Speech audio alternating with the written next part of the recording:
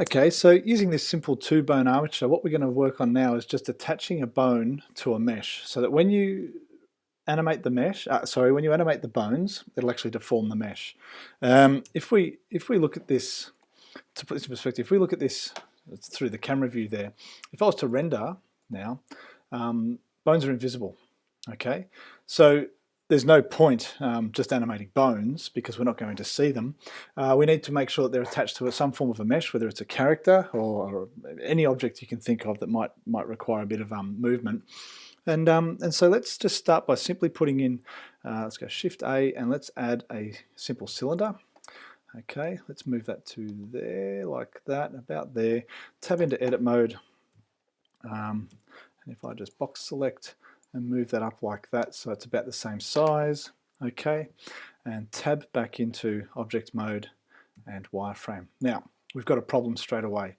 And the problem we've got here is that the bones are inside the cylinder. We cannot see the bones at all, and that's not good. What we need to be able to do is, if we're going to animate the bones, we need to be able to see them in order to select them, manipulate them, and so forth. So what I'll do is, in wireframe, Z, and then deselect, and then right click on the bones, and then over on the right hand side here, if I select my little man icon, object data, okay, select that, and if I select in the display drop down, so let's just close all these off again, in the display drop down we have X-ray. So let's just take this off. There we go, we should be able to see this nicely. Okay, and if I select X-ray, ta-da, there we go.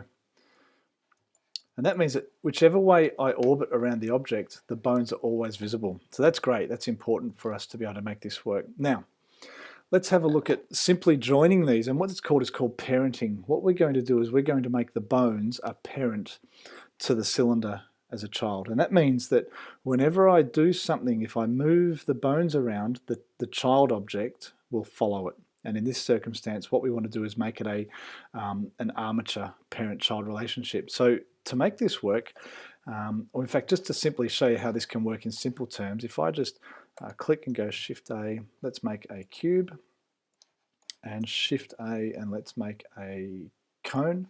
Okay, so if I select the cone and then Shift right click, select the cube and go Control P, I can make a parent.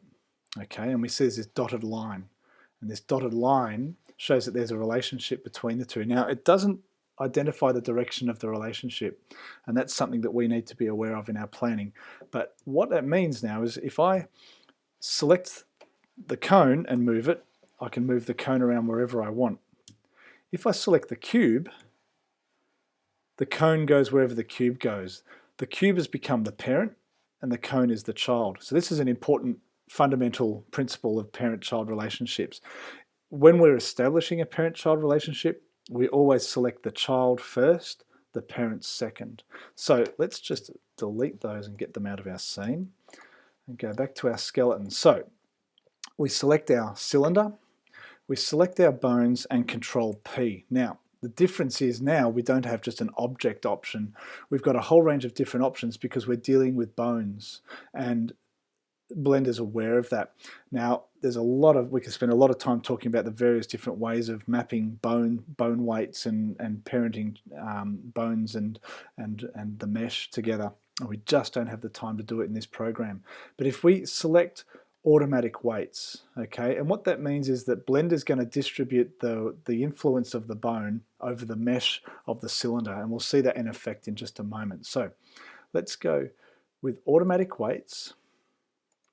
Now, if I move notice that when I move around my bones, the mesh goes everywhere with it, so that shows that the parent-child relationship is in effect. But now if I hit Control Tab, let's rotate the bottom bone. Whenever I rotate it, the mesh is moving with it. This is good. But if I rotate this bone, now, in principle, it's doing what I want it to do, and that is that it's deforming the mesh below, but the problem is that doesn't look like it's bending the way the bone is. Now, the problem we've got here is not because of anything, there's no errors that I've made in the process of creating the child-parent relationship. Everything is working exactly as it should be. The problem we have here, And if I just go back into objects mode, and what I'm going to do is hide, I'm just going to hide the skeleton for a minute, so H. The problem is if I tab into edit mode, there's no geometry to deform. We have basically these long edges, but none of this stuff here is going to bend. None of these edges are going to bend until we put in edges like so. So what we need to do is I'm going to tab back into object mode. I'm going to bring up my skeleton, and now I'm going to break the child-parent relationship. So all I need to do there is select both objects, Alt-P, and that clears the parent relationship. So what that means now is I can move that around independently of that. Let's just hide this skeleton again. Tab, Control R, and what I'm doing is going to put in a series of edge loops, and that should be enough for this particular. So we've got 1, 2, 3, 4, 5 edge loops, which we didn't have before. So if we can think of each one of these as being a segment that can be bent, we should see a whole different, a vastly different outcome when we go to animate our armature in a moment. So let's just tab back into object mode, and in wireframe, no, we can't see it in wireframe. We have to be in edit mode to see the extra geometry. Alt H, and so remembering that we select our child, then the parent, Control P, and we select automatic weights. So just to test it, that's a good thing. It's moving when I move the armature, the cylinder's moving with it. Control Tab. Again, that works. I'm quite repetitive when I do this, but this way I know that everything I'm doing thoroughly. And now if I rotate this one, not the prettiest deformation, but at least we're seeing now that that's bending the way it should, okay? And so that's a much better outcome. And so what that means now is I can basically, if I tools, and let's just set up a very quick little dope sheet, okay? And let's just go in there and put insert rotation.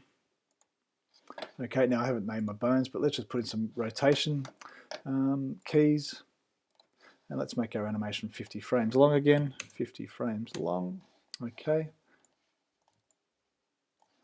And let's just make this all so I can see it properly. And these are just good habits to get into when we're setting up a file. Okay, let's go to frame 50 and go insert rotation, and then frame 10.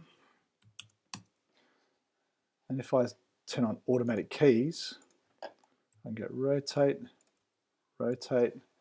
Let's go to frame 20. Rotate, rotate. Let's go to frame 30.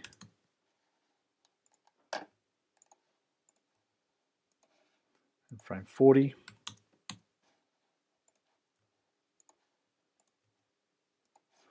And then to play an animation, it's simply Alt-A.